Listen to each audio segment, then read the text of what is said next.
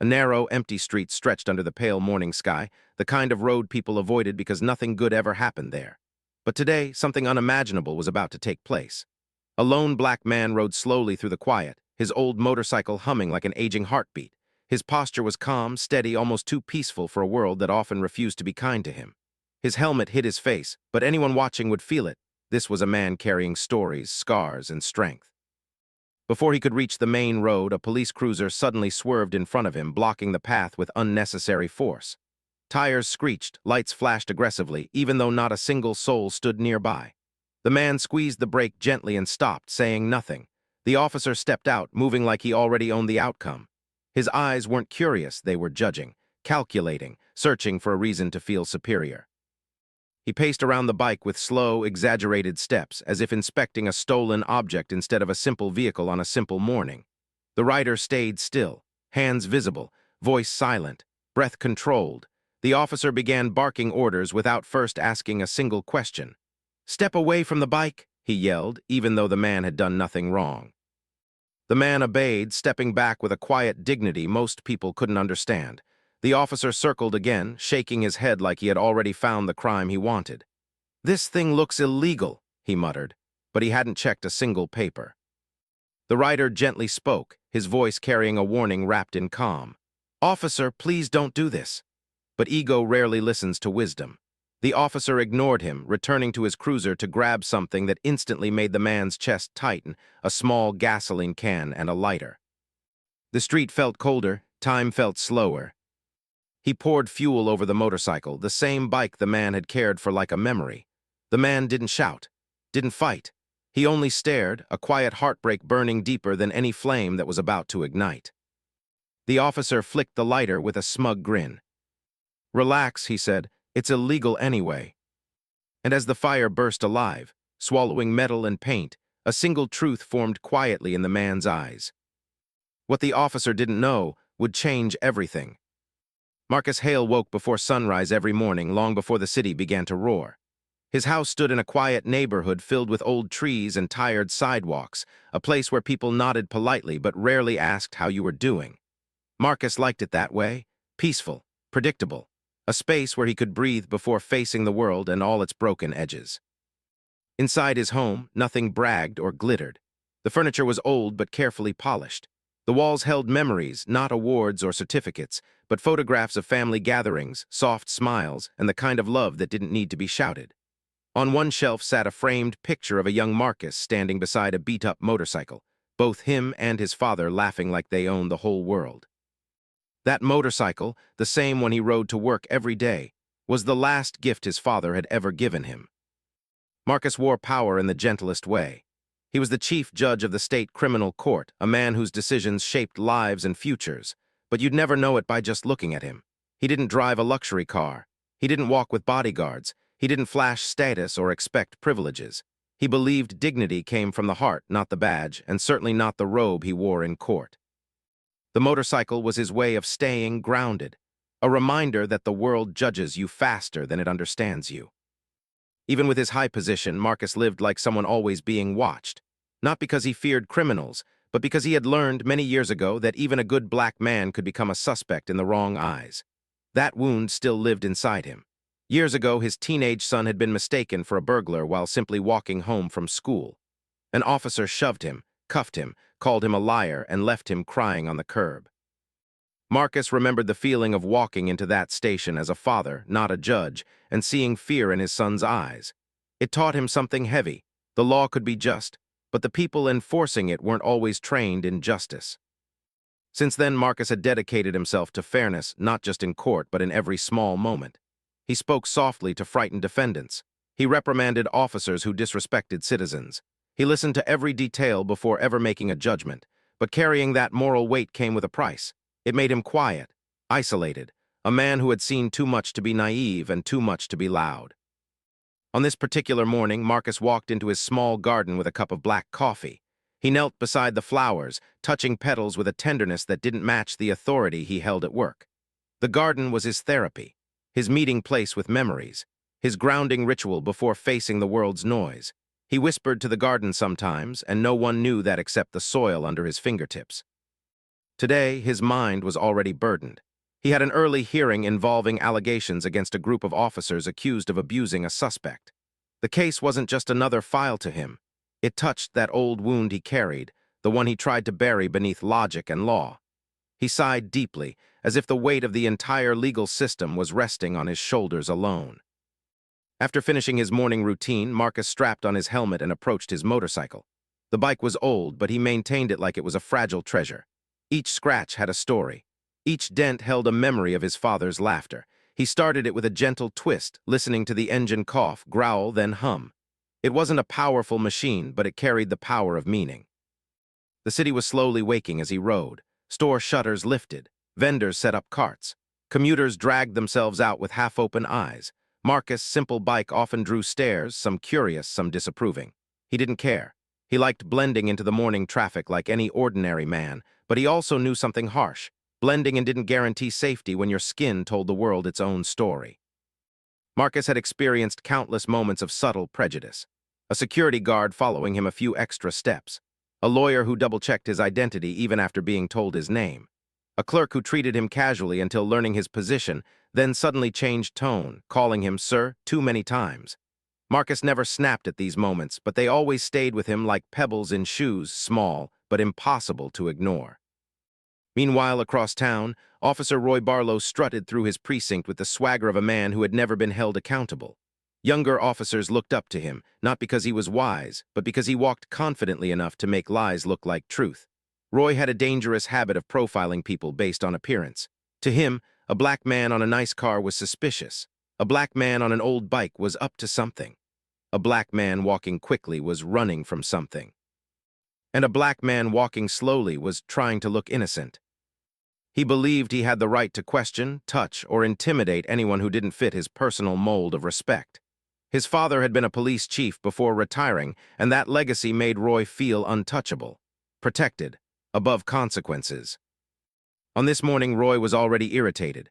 A coffee spill, a late alarm, a partner who didn't show up to roll call, everything fueled his temper.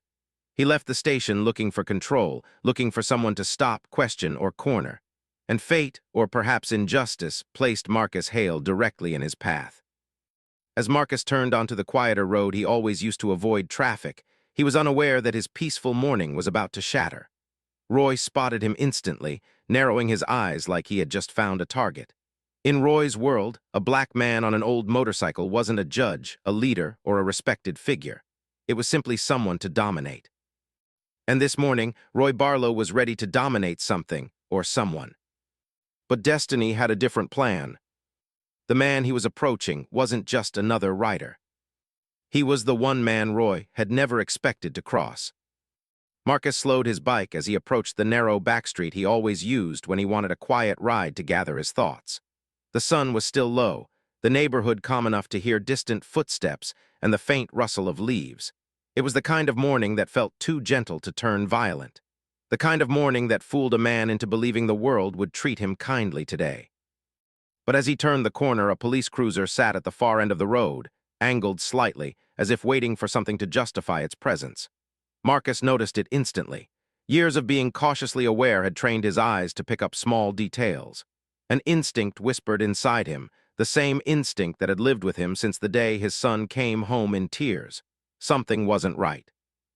He kept riding, steady, careful, predictable. He wasn't speeding. He wasn't swerving. He wasn't breaking a single law. But to some people, a black man not making a mistake was enough reason to create one for him.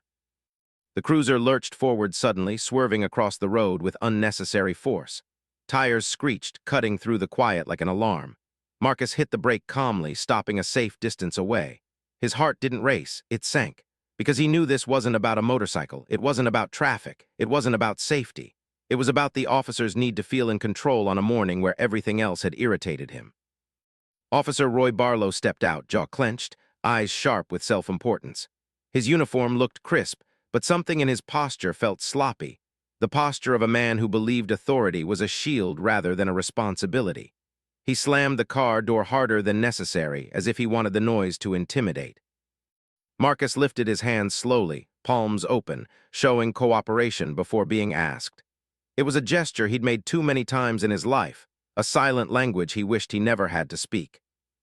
Roy looked him up and down, not with curiosity, but with judgment dressed as confidence.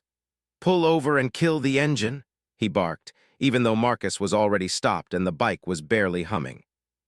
Marcus nodded. "The engine is off, officer." The officer's eyes narrowed. Even Marcus' calm voice annoyed him.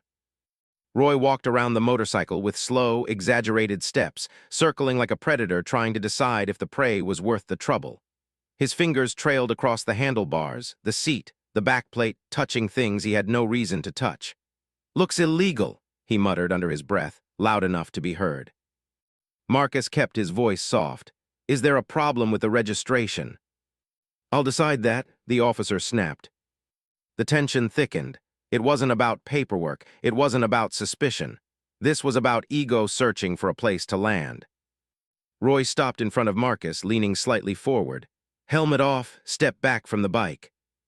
Marcus slowly removed his helmet, revealing the calm, tired face of a man who had lived through enough confrontation to know how to survive one more.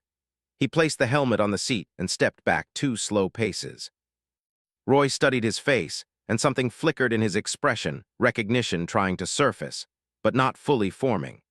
Marcus Hale was a known name in the justice system, but Roy wasn't the kind of officer who cared to follow legal news unless it benefited him. All he saw was a black man with a steady gaze he didn't like. "Where are you heading?" Roy asked sharply. "To work." "What kind of work?" Marcus hesitated. He hated using his status as protection. He hated the idea that fairness depended on hierarchy. "I work at the courthouse," he said carefully. Roy scoffed. "Yeah, doing what, maintenance?" Marcus breathed slowly, refusing to engage the bait. "Something like that." It wasn't a lie. He maintained justice. He maintained dignity. He maintained a system that often tried to fall apart. But Roy heard modesty as weakness. "License and registration," he demanded.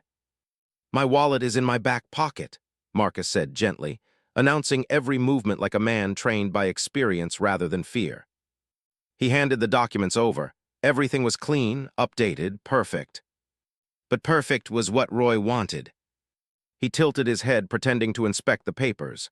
"Nah, something's off," he said, even though he hadn't read a single line. Marcus felt his chest tighten, not with fear, with disappointment. This was the exact type of officer he faced too often in court, men angry at a world they refused to understand, taking justice into their own hands because they believed accountability didn't apply to them. "Officer," Marcus said softly, "I assure you." "I didn't ask for your assurance," Roy interrupted. His voice grew louder, sharper. "I'm telling you what I see, and what I see is an unregistered vehicle." "That's not true," Marcus replied quietly. Roy stepped closer, his face inches away. "Are you arguing with me?" "No," Marcus said. "I'm just stating the facts." Roy smiled, a thin, dangerous smile. The smile of someone who had found the excuse he was searching for. He turned abruptly, walked back to his cruiser and opened the trunk. Marcus watched him pull out a small gasoline can. His heart dropped. "Officer," he began, taking a step forward instinctively. Roy spun around sharply. "Don't move, unless you want a different kind of problem." Marcus stopped, lifting his hands slightly again. "Please don't do this," he said, voice low but heavy with meaning. "That motorcycle is." "I said step back," Roy barked, brandishing the can like a weapon of pride rather than necessity. Marcus froze, watching helplessly as Roy walked toward the bike. The officer didn't ask for clarification. He didn't check anything. He didn't call for backup. He didn't run the plates. He just wanted to break something today. And Marcus' motorcycle was the easiest target. Roy unscrewed the cap and began pouring gasoline across the seat, the tank, the engine. The liquid dripped down the sides like tears. Marcus felt every drop like a memory being erased. "That bike is legal," Marcus said softly. "Please, it belonged to my father." Roy smirked, then he bought junk. Marcus felt something inside him twist. Not anger, sorrow.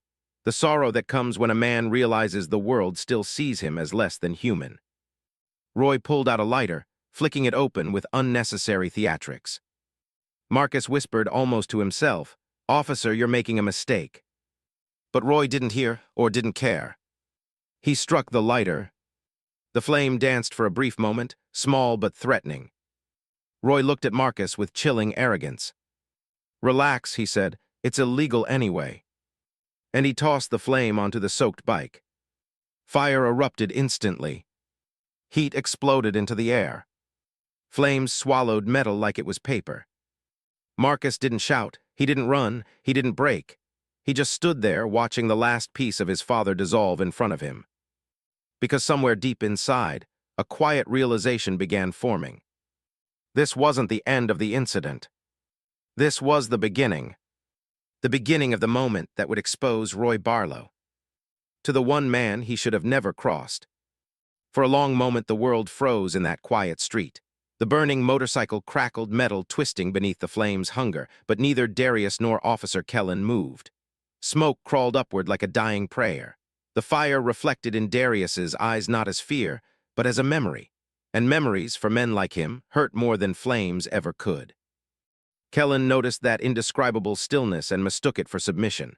He puffed out his chest and kicked a small stone toward the fire as if he'd won a battle no one asked him to fight.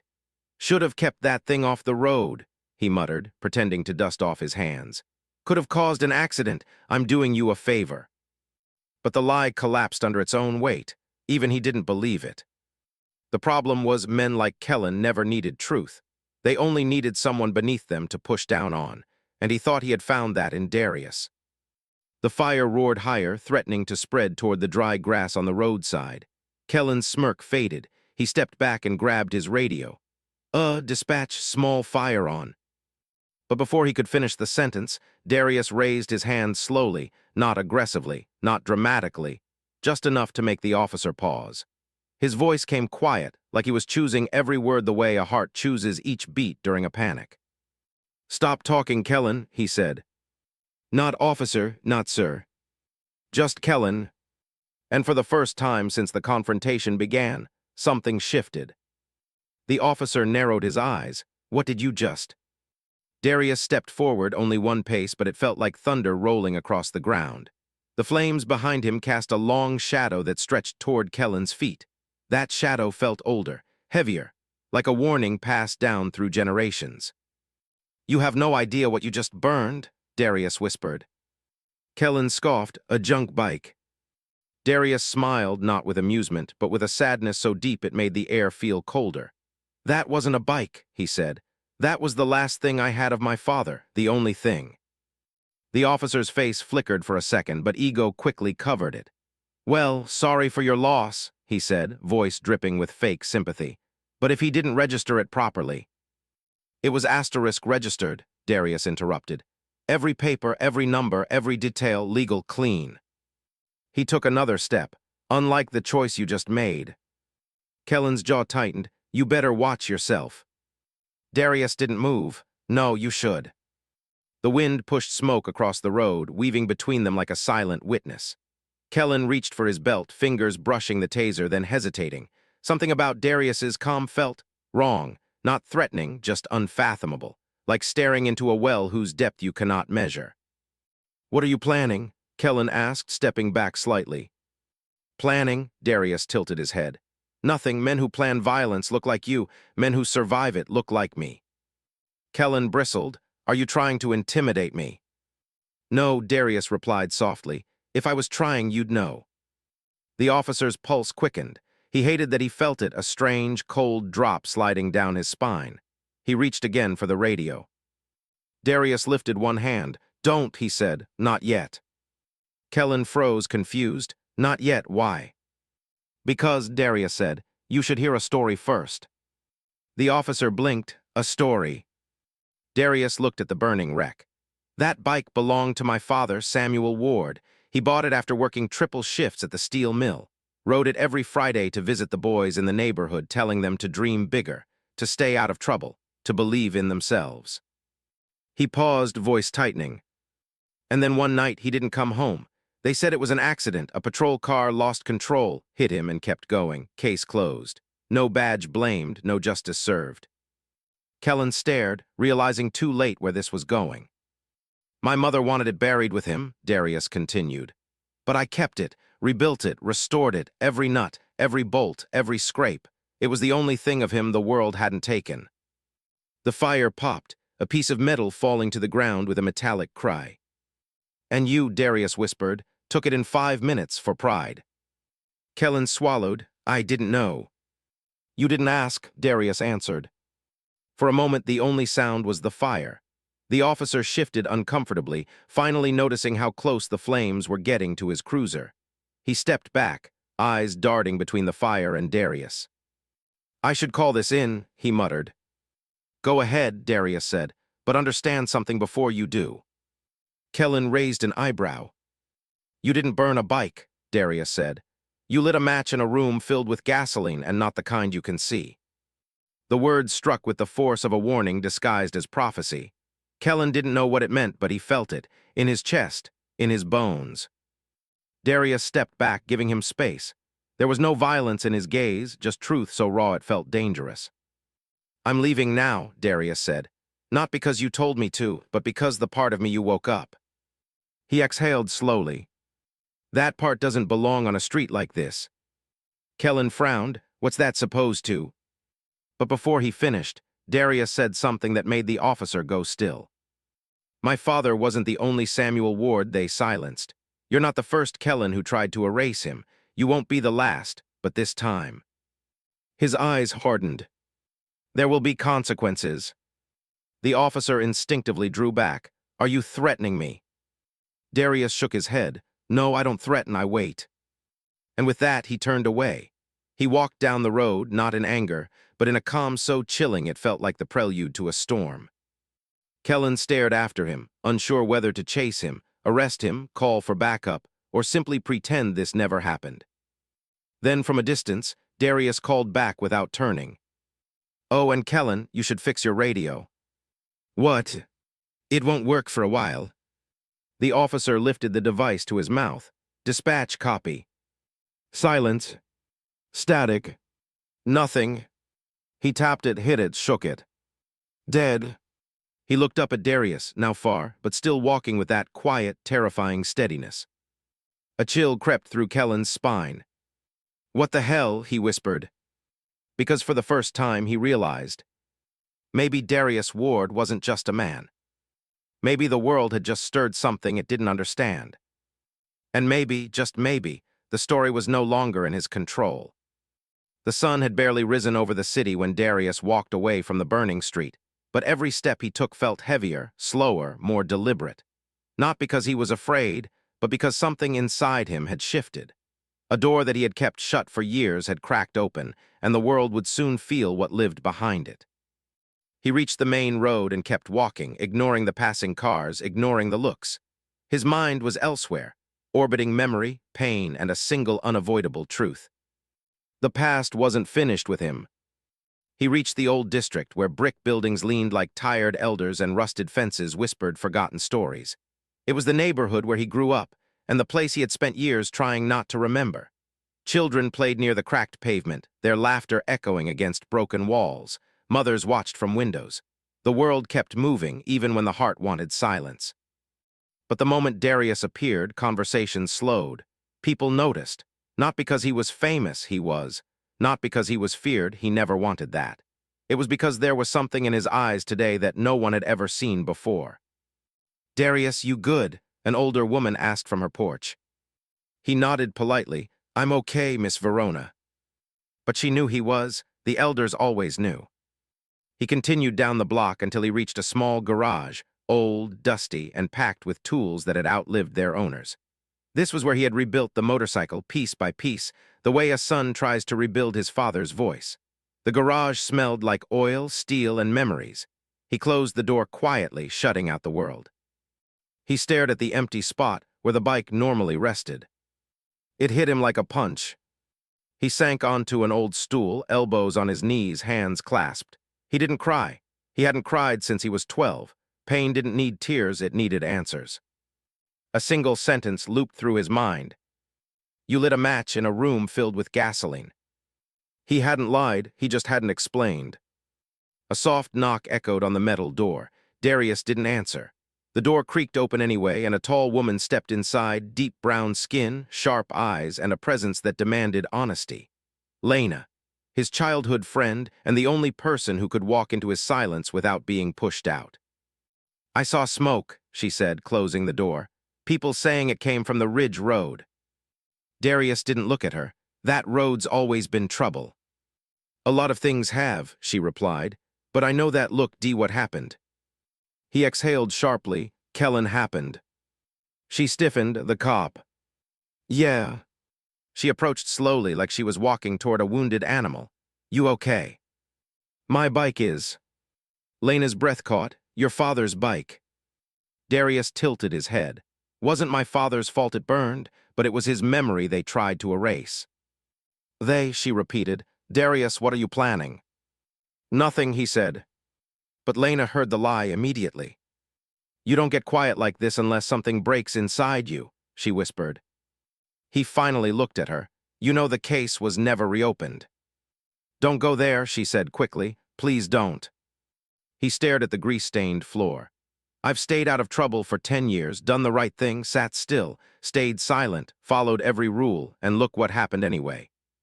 "That doesn't mean—" "It means the system isn't broken," he said softly. "It's working exactly how it was built." Lena flinched at the truth. "And you think going after a cop will fix that?" "I'm not going after him," Darius said. "I'm going after the truth."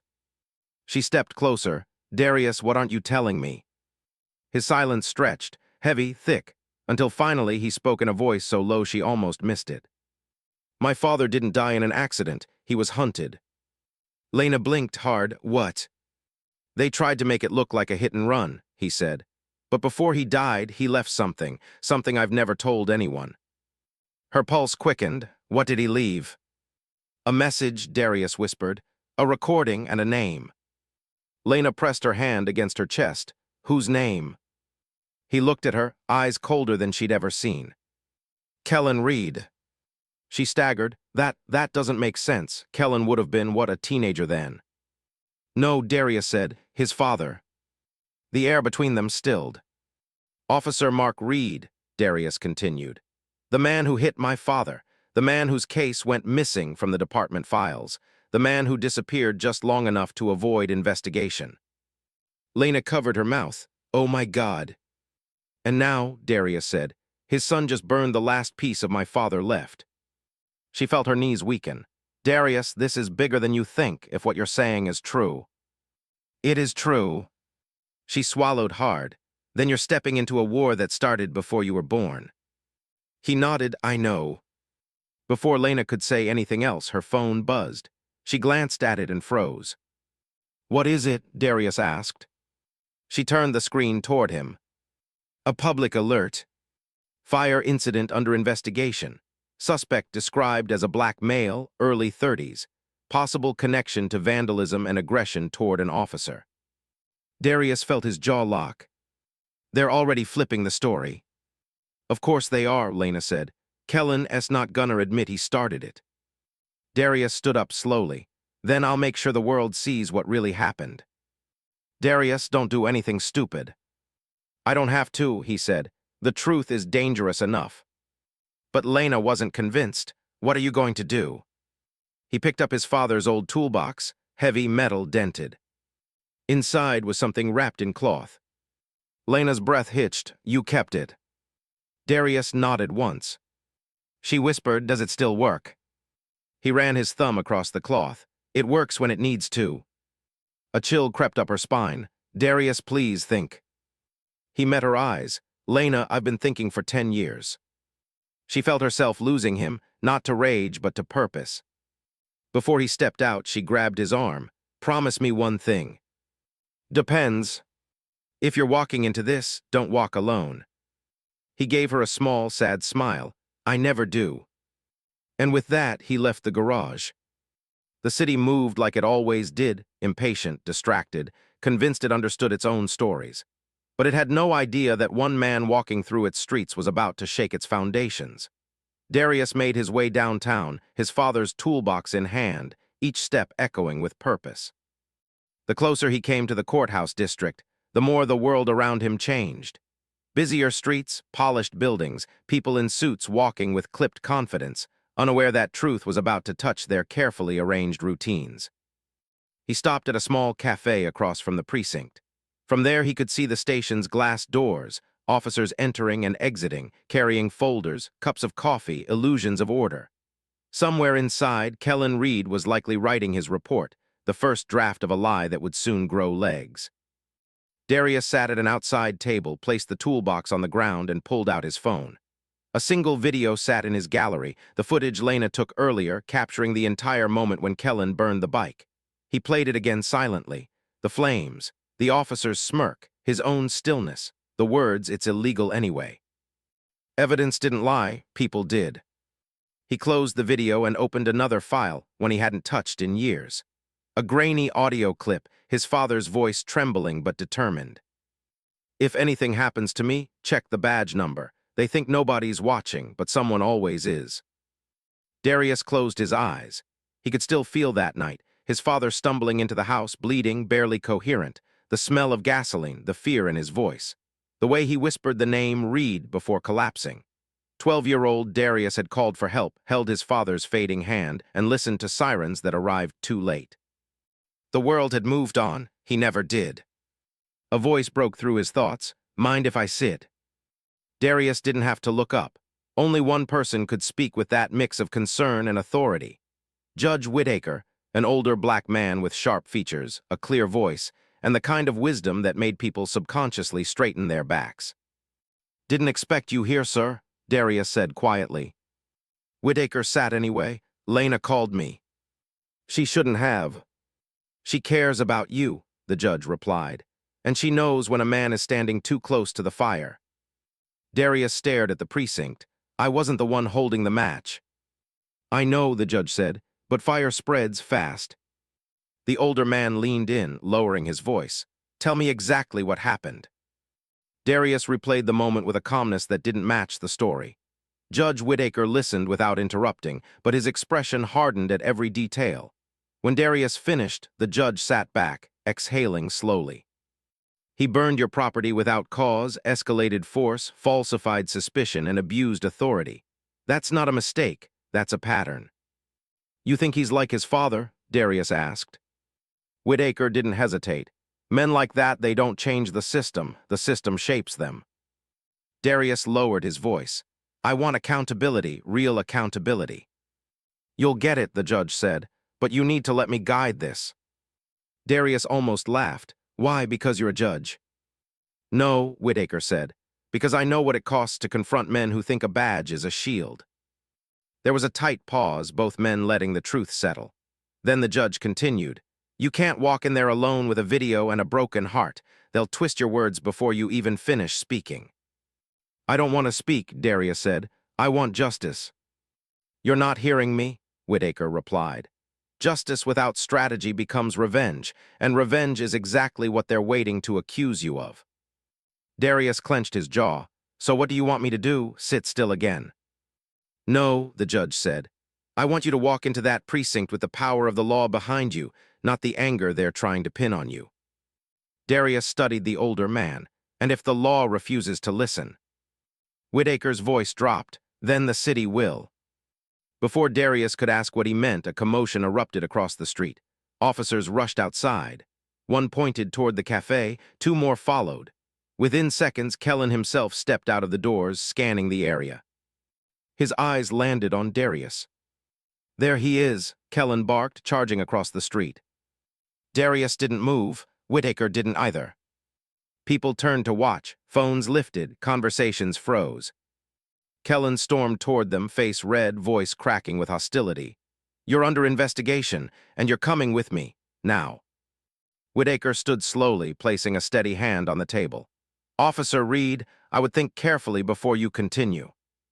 Kellen snapped his head toward him but didn't recognize the judge at first.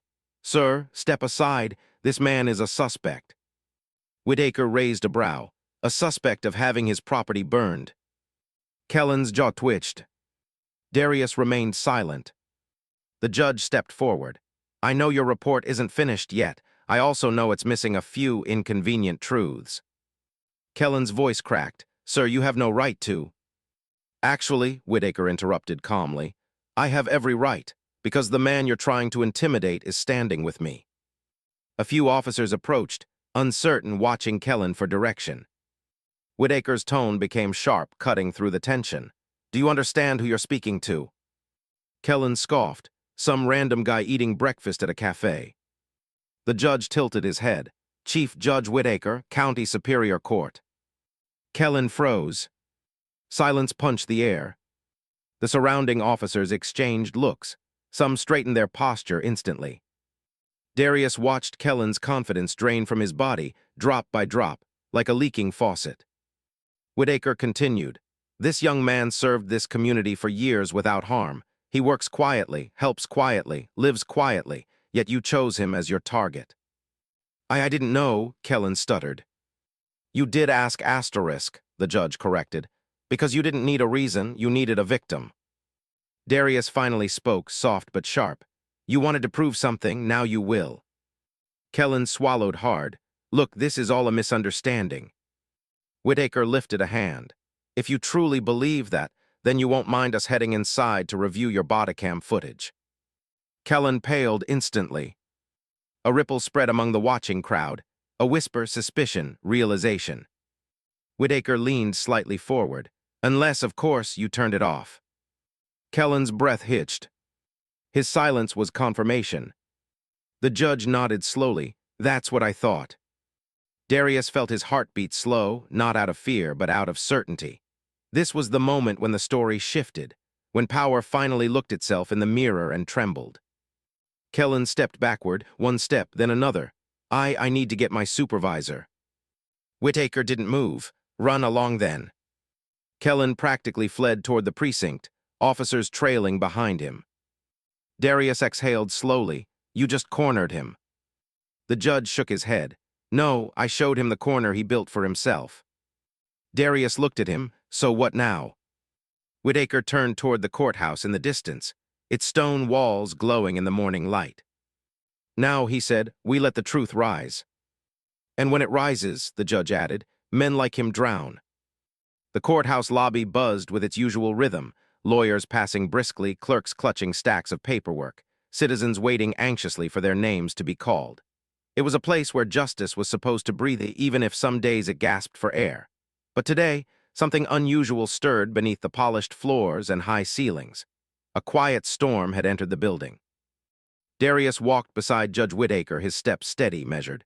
His father's toolbox hung from his hand like a silent witness. The morning sunlight streamed through the tall windows, casting long shadows that stretched across the marble floor. People seemed to sense something in the air. They glanced at Darius, then at the judge, then back again, as if tension itself had walked in on two legs. They headed toward a private chamber normally reserved for emergency hearings and sudden disputes. But what was about to unfold was neither routine nor expected. A legal assistant rushed toward Whitaker in a panic. "Sir, Officer Reed and the precinct captain are already inside. They're asking why this room was booked without notice." Whitaker nodded calmly. "Goods, let them wait." The assistant blinked. "Yes, sir." The judge pushed open the chamber door. The room was small, lined with thick legal books and framed certificates. At the long table sat Kellen Reed, stiff-backed, flanked by Captain Rowe, a man with thick eyebrows, a permanent scowl, and a stare that hid more secrets than rules. Rowe rose slightly. "Judge Whitaker, we weren't informed." "You are now," Whitaker said, shutting the door behind him. Kellen kept his eyes down, fingers tapping nervously against his knee. "Sir, there's been some confusion," he muttered. Darius stepped fully into the room. Silence fell like a dropped curtain. Rowe's eyes narrowed. "He shouldn't be in here." Whitaker slid into the seat at the head of the table. "He absolutely should." Rowe stiffened. "This is a law enforcement internal review. Civilians aren't permitted." "He isn't a civilian today," Whitaker said. "He is the complainant, and this," he added, nodding toward the toolbox, "is evidence." The captain raised an eyebrow. "A toolbox?" "No," Whitaker said, "truth wrapped in old metal." Kellen swallowed hard. "Judge, I made a mistake earlier. I overreacted, but I didn't mean to." "Stop talking," Rowe hissed. But Whitaker spoke louder. "Actually, keep talking." Kellen froze. Rowe corrected sharply. "Officer Reed is being advised to remain silent." "And you're being advised," Whitaker replied coolly, "to tread carefully. The law listens in this room. Rowe took a slow breath. Judge Whitaker, with all due respect, we don't understand what this is. The fire incident is already under review. My officer reported what he saw. What he saw, Whitaker leaned forward, or what he wanted to see. Rowe's jaw tightened. This young man was acting suspicious. He refused orders. That is a lie, Whitaker said calmly. Kellen opened his mouth but couldn't form words. His thoughts were unraveling faster than excuses could keep up. Whitaker tapped the table twice. Let's begin. Darius placed the toolbox on the table. The metal clink echoed eerily in the small room. Slowly, he unlatched the lock. Inside lay two items, a small black flash drive and a folded, time-worn envelope sealed with tape. Rowe leaned forward. What's this supposed to be? History, Darius said quietly. He handed the flash drive to Whitaker. The judge plugged it into a small laptop kept in the chamber. A video file appeared on the screen. He pressed play. The recording Lena filmed earlier filled the room, Kellen pouring gasoline, igniting the flame, declaring the bike illegal. The fire roared on screen. A soundless gasp washed across the chamber. Rowe snapped his attention toward Kellen. You didn't mention this. Kellen's voice cracked. He provoked me. Whitaker paused the video. Provoked you with what? His existence. Rowe tried to regain control. This could be edited. Whitaker nodded. It could, but then again your officer's body cam would verify what really happened. Kellen froze. Rowe stared at him. Turn over the body cam footage. Silence. Whitaker's voice sharpened. Officer Reed. No answer. Bodycam footage, Rowe repeated louder. Kellen's throat bobbed. I turned it off. The room felt colder. Rowe slapped his hand on the table. Why would you turn off your camera during an interaction? Kellen's face reddened. He made me feel threatened. Threatened? Whitaker cut in. He didn't move, he didn't argue, he didn't even raise his voice. Kellen's breath shook. I thought. No, Whitaker said. You didn't think at all. The captain exhaled angrily. Officer Reed, do you understand what you've done? Do you understand what this looks like? It was a mistake, Kellen shouted. I didn't mean for it to escalate. Whitaker closed the laptop. The bike wasn't illegal, the man wasn't aggressive, and your report is already dripping with lies. Kellen's lower lip trembled. I was just trying to.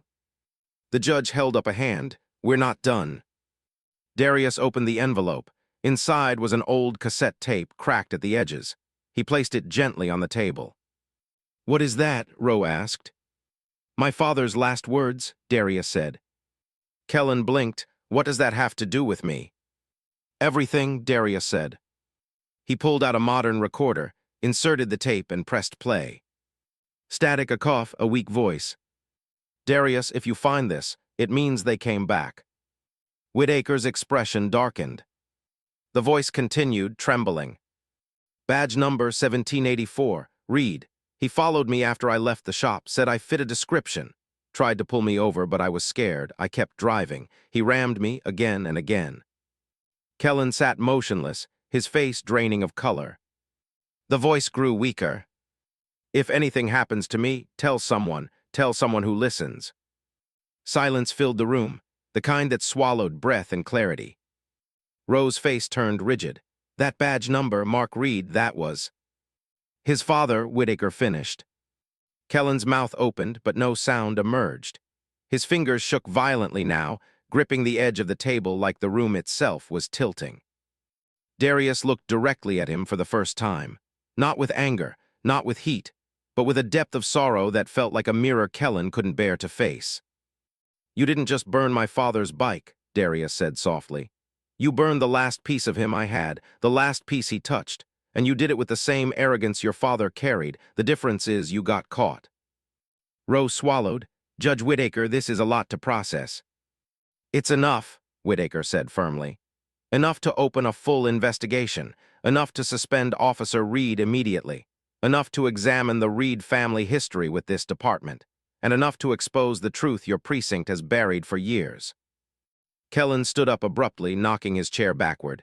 You can't do this. You have no proof, my father. Whitaker rose too. Sit down. Something in the judge's voice struck Kellen like a force. He slowly lowered himself back into the chair, shaking. Whitaker leaned over the table. Your father ran from justice, you ran from responsibility, and today you both were found. Kellen's eyes filled with panic. What's going to happen to me? Whitaker's answer was quiet, terribly quiet. The law you disrespected will finally decide your fate. Rowe placed a hand on Kellen's shoulder, not with comfort but resignation. He turned to Darius. You've been carrying a truth no child should carry. I'm sorry this department failed your father. I'm sorry it failed you. Darius didn't respond. The apology wasn't enough, but it was a beginning. Whitaker straightened his jacket. We're done here. Kellen whispered, barely audible, I didn't know who he was. Darius paused at the door, turning slightly. You didn't need to know, he said. You just needed to be decent. And with that, he stepped out of the room, leaving Kellen alone with the weight of everything he had tried so desperately to escape. The door closed behind them with a soft click. A chapter had ended. But the truth was only beginning to rise. For a moment, Marcus couldn't breathe, not because of fear this time, but because of a strange, powerful quiet settling inside him. The courtroom that had been roaring seconds ago fell completely silent after his confession. Even the officer who had been shouting threats earlier froze mid-sentence. Marcus stood with his hands lowered, palms open, eyes steady, not in surrender but in truth. The judge stared at him with an unreadable expression. The spectators, who had come expecting drama or chaos, now watched with something else in their eyes, something like uncomfortable realization. It was as if every person in the room had suddenly been forced to see him as a human being, not a case file. Marcus didn't look at them. He didn't need their sympathy, their shock, or their pity. He looked only at Gloria and Theo, who were seated together on the left side of the courtroom. Gloria had her hand covering her mouth, tears slipping out even though she tried to hide them. Theo sat perfectly still, jaw clenched, eyes locked on his father with an admiration he had never shown so openly before. Not admiration for fighting. Admiration for choosing peace when he could have chosen violence. The judge finally cleared his throat, breaking the tension that had wrapped around every chest in the room. Mr. Marcus Grant, your statement will be entered into the record. His voice was calm, searching, almost surprised. Before I continue with sentencing, do you have anything more you want to say? Marcus swallowed. Yes, he said softly. A few murmurs rippled through the courtroom as he stepped forward. This wasn't part of the usual process. But something about his presence, unarmed, steady, honest, made even the judge lean forward. Marcus continued, I didn't come here to prove I'm perfect. I didn't come here to pretend I handled everything the right way. I reacted like a man who was tired of being seen as a threat, tired of having to prove my innocence before anyone even asked for my name. His voice remained calm, but it carried weight, the kind that couldn't be taught. He lifted his eyes toward the officer who stood stiffly near his attorney. But I didn't want this to be about hatred. Not today. Not anymore. He nodded slightly. Because if I let your actions turn me into the thing you already assumed I was, then you win, and I lose everything I've ever tried to teach my son. Theo blinked fast, fighting tears. Gloria placed her hand over his. And I won't let that happen, Marcus finished quietly. The courtroom settled back into silence, a different silence than before. Heavy, respectful. The kind that comes only after truth has been spoken out loud. The judge leaned back slowly, exhaling. Mr. Grant, given the full circumstances, your cooperation, your lack of resistance during the incident, and the testimony provided, this court finds reason to reconsider the prosecution's recommendation. The prosecutor stiffened, but didn't interrupt. The judge continued. Instead of jail time, the court will assign you community service hours and mandatory training in conflict de-escalation programs, which, given your background, I suspect you will excel in. Gasps whispered through the room. Gloria covered her heart. Theo wiped his eyes quickly, pretending he wasn't crying. Marcus closed his eyes, not in relief but in gratitude. A long, shaking breath left him.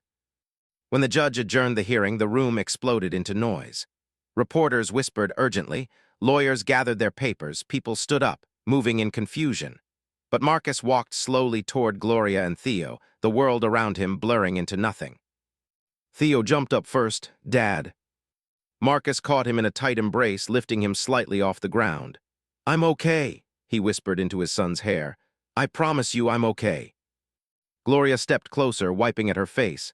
"You scared us," she said, voice breaking. "But I'm proud of you, I'm so damn proud." Marcus gave her a small smile. "I couldn't let him grow up thinking anger is the only answer." Gloria took his hand, carefully, gently, like she was afraid he might break. "What happens now?" she asked. Marcus looked around at the buzzing courtroom, the curious faces, the scattered conversations. "Now," he said slowly, "we go home, and then we rebuild." Outside, a crowd had formed, reporters, activists, onlookers, people holding their phones up for footage. But the officers at the door stepped aside as Marcus approached. No hostility, no threats, just an unexpected silence as he walked past. When the sunlight hit his face, Marcus stopped for a moment, breathing in the fresh air deeply. For the first time in a long time, it didn't feel heavy. A man stepped forward from the crowd. "Sir," he said softly, "I saw what happened. I saw your motorcycle that morning." Marcus turned toward him. The man continued, "I didn't know how to help then, but I want you to know I'm sorry, and I'm glad you're still here." Marcus nodded, not with bitterness, but with understanding. "Thank you," he said simply. Another woman stepped forward. "Your son, he's lucky, so lucky." Marcus smiled faintly. "I'm the lucky one." As he and his family walked toward the parking lot, Theo looked up. "Dad, are we gonna get a new motorcycle?" Marcus laughed softly, the tension in his chest loosening. "Someday," he said, "but for now I think I'm okay just walking with you." Theo grinned and grabbed his father's hand tightly. Gloria walked on the other side, her fingers brushing against Marcus'. "You didn't burn today," she said quietly, almost teasing. Marcus shook his head. "No," he said, "I didn't burn, I chose to build instead." As they crossed the street together, the sunlight warmed their backs, and for the first time in a long while, the world didn't feel like an enemy. It felt like a beginning. Sometimes justice doesn't come fast. Sometimes it doesn't come the way we expect. But it always comes to those who hold the truth in their hands and the courage in their hearts. Marcus could have chosen anger. He could have let the fire consume him just as it tried to consume his family's history. He could have become what the world expected him to be, a man broken by hate, silenced by injustice. But he didn't. He chose to stand, to speak, to show that real strength isn't in retaliation, it's in patience, persistence, and clarity. He didn't need to prove his worth to anyone but himself, and in doing so, he changed the course of not just one day, but a lifetime. Darius Ward showed the same truth in his own way. He didn't lash out blindly. He didn't act for revenge. Every move he made, every step he took was guided by the quiet power of purpose, the steady force of legacy, and the undeniable weight of history. Sometimes the smallest actions, walking calmly, presenting evidence, showing patience, carry the heaviest impact. And for Kellen Reed, the lesson was unavoidable. The world doesn't forget.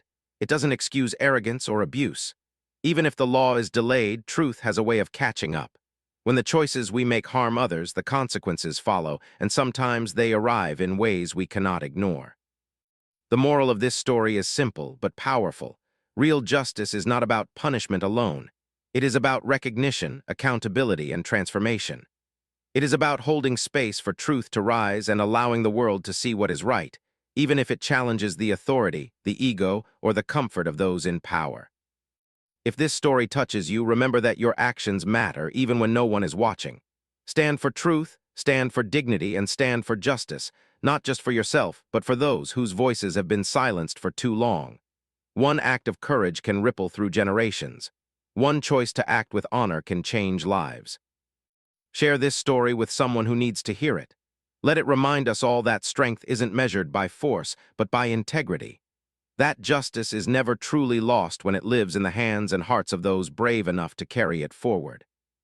Because in the end, the world remembers the choices we make, long after the fire is out.